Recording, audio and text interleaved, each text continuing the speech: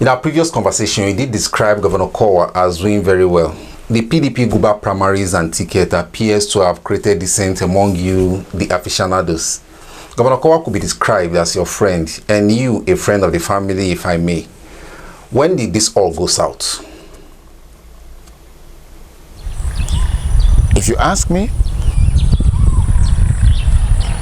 maybe some persons who are used to telling lies and stories, they believe themselves, but I wouldn't understand that what took place between me and Okowa can renege. Whereas everybody was telling me that Okowa was a liar, he was a pathological one, he was that and that, I did not believe. I was defending him, including my house. So what everybody was telling me was, to me, not important. Until that day, that Saturday morning, when I saw Okowa with my two naked eyes, saw me. For God's sake, I was a former minister of the Federal Republic of Nigeria. Saw me and drove past me, concocting the ad hoc delegates. And because they know night and day does not meet, it's not things he can say to my ears. It's not things he can let me hear directly from him. So he did everything to make sure they moved me. When Agas came, I have a lot of respect for Agas as a person, as I think he does for me, and said, please, Ologu, what are you doing? I said, I'm a ad hoc delegate. I'm a ad hoc delegate by constitution. He said, yes, we know you are a ad hoc delegate, but we made sure that I wanted to keep the secret from you and that you should not be invited. How did you get the information to come in? I said, but you cannot be inviting ad hoc delegate from Ughelli South, and I don't know, and I'm from there, and I'm a politician. So I came. He said, no, he's begging me. I have to go. Agas, in trying to respect his boss, which I find very stupid in some of, I mean, from what has now played out, Okowa only accepts and work with people with questionable characters. People he can untwist, either with fake result or fake certificate or killers or assassins or rapists, or he cannot work with somebody with a clean record. It is then so painful. Agas made frantic effort in loyalty to him, and I said he should toss off. I don't want to see him.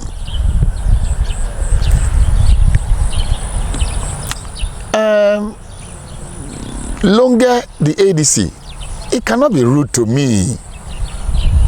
I taught virtually all the big police officers in this country. It can't be rude to me. But for Longer to come to me and say, sir, you cannot enter this hall. Even my chairman of my local government, to my shock and surprise, told Longer that he is a ad hoc delegate. His name is on the list, number 14. He says, whether his name is here or not, he will not enter this hall. I have instructions that he should not enter. I refused. I stood there until Okowa, because he met with the South Senatorial District. Then he left to meet the North, remaining the Central, where I am from. And he came. As he drove in to want to enter the hall, he saw me standing there. In that shock, he said, reverse, reverse, reverse. The driver reversed and he ran back to his house. So I stayed there for about another 48 minutes. People were now calling me people I have respect for in the state, people that I believe. I mean, he said, look, this man has disgraced himself. All these lies he's been telling you, and we've been telling you that he's a liar, you don't believe it. God wants you to see with your eyes because you are a doubting Thomas. We told you that this is the man. At that point, in tears, a house that I built all these years, I built the PDP, by the way. Myself, Chief James Ibori, Professor Samuel Iwari were the first people, just like it is now, from Central, when what happened. So I left in that pain and resigned from the party. Because what was uppermost in my mind, knowing that this is my own time, just as Okowa himself, Ifeanyi himself, has agreed that I'm the best person to run and rule the state for progress, development, and greatness of the state. I believe that that's the position God has for me. My position, I have never been a candidate of a party before. You know, we keep on talking about aspirant or no aspirant or whatever, but I've never been a candidate. So I made up my mind that this time, nothing will stop me from being a candidate to run the party. So when he threw up this charade, as it were, or I will call it, I was very happy. By the way, SDP is a social movement for the good and greatness of his people. Over 4 political parties offered me free membership, the ticket. I will tell you, I have a strong feeling that that mandate SDP got from Nigeria, with MKO Abiola as the symbol and Felix Ibru here, all of which was truncated, that we must actualize and claim our victory, and that I was going to do SDP. For people who do not understand, SDP is the party that had done the freest, most credible election in our history as a people. So I decided to go with SDP. Everybody of good conscience, as I said, I respect Papa Okowa very greatly till tomorrow. Whatever Papa Okowa said, Senator Osakwe, he said even more about the same thing, that GBAGI has paid his dues. I have met with the entire church in the state, including the CAN. They feel deceived, disused, and dumped by Ifeanyi. I was born into a CAC family, even though I'm a Catholic. We do not know how to lie. Okowa so believe, and he told me one day, say, look, everybody knows you are a great man, but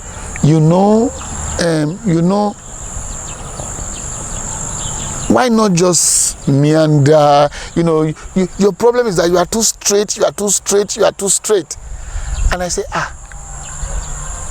Ifeanyi, you want me to learn left hand at OJs? You want me to lie? My father will kill me, I can't lie. He said, no, I'm not telling you to lie, but what would it cost you? There's a way to say no, there's a way to say yes. No. I said, sorry. The way I've related with you is the way I know how to do it. I met with Chief James Ibori. May I declassify? It was Okowa, Ifeanyi, that told me. When I finished, as I started this conversation, he called me again. He said, go and meet Chief James Ibori. I said, what should I tell him? He said, don't tell him that we are whatever, but make sure you go and see him, because I don't want him to say you neglected him. Now you have a congregation of some people who call themselves diabolical people. They are juju people. They don't believe in God.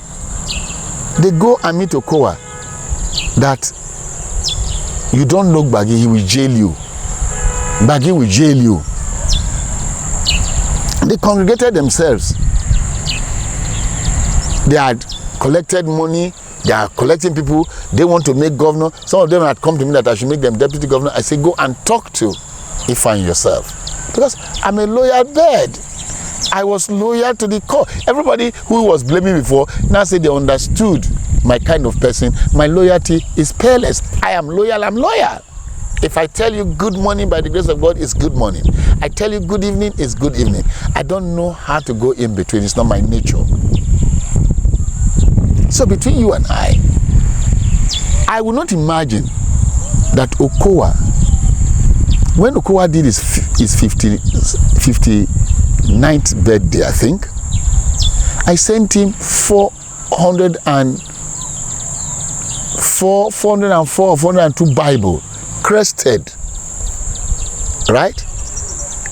The senior sister was the one who bought all the Bibles on my behalf, and I saw it crested, and I gave him for his birthday. I was sending him a message that he should truly believe in God. That was the message I was sending, very subtly. Truly believe in God. Because whilst everybody was telling me what they were telling me, I just believed that he will do what is right with the fear of God. So if he records very well, I was not joking when I sent him those Bible, because I believe everything in the Bible. So I sent him 404 thereabout Bible for his 58th birthday. I died 58 or 59th birthday. I have never seen one kobo in this state that has spent trillions of money, given the fact that I am a founding member of the party. I've never seen one kobo from Ifeanyi Okowa. But that's not my purpose. I'm self-sufficient. I'm good enough. Now, it so then turned out either he meant what he was saying to a point before this supposed juju people who think they have power, they have connection, they can bend the decision of God, bent him. I don't know. But the fact is that he takes liability for telling lies. He takes liability for deceiving God in his own way of thinking. But he wasn't deceiving me.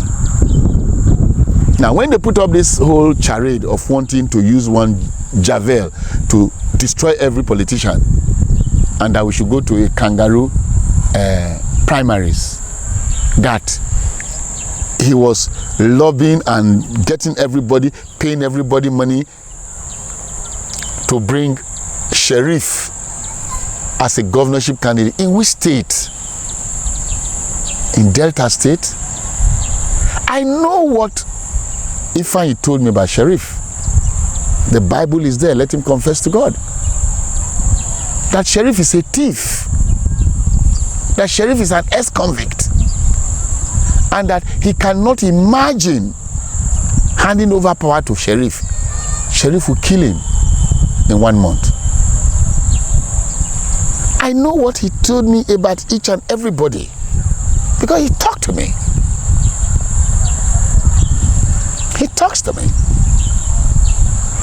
So what I'm saying in effect is that he has the baggage, and you are here as an interviewer from the day I resigned from People's Democratic Party. If the house that I built, I'm the architect of it. The party has cascaded. Everybody has left. Where are the people? Is it this persons is paying 200, 300,000 naira a month, all just to keep everybody in a cluster? Are they the idealists? Who believes in them? So where he changed his mind, why he changed his mind, he has to say that to God and himself. But the most important thing, we had a very close meeting. Myself, himself, and 3 others. One being his prophet he believes in Agbo. And in that meeting, I narrated everything that I told that prophet of his behind. And the prophet will say, he's shocked. He's shocked to believe that Ifeanyi will be doing all of this and make all those promises, that he will want a meeting between me, him, Ifeanyi, and ABCD. And that meeting held in Agbo. And I narrated everything that had happened between us and some more. But to my shock, I was astonished by the fact that even though Okowa wouldn't say much in the pretense of wanting to keep himself, he tried as much as to deny. And because of this whole game, and I said to him at that meeting, Ifeanyi, doctor, where did you lose it all? I hear you say that I am not controllable. How does your wanting to control me measure up with your belief that I would turn Delta State to an El Dorado? You know that. You know I can do it. You've told people the connections, how I've moved you around in Abuja, I have moved you with people, I have brought you to see great men in this country and all of those, some in my house here, and what have you. I said, you have controlled me indirectly for 7 years. Once you have anything good in favor of the state, it's good for me. That's where I stand. I will make it work. I'm not going to join hands with anybody to loot the treasury. I will never do that. Just like I did to Kefas.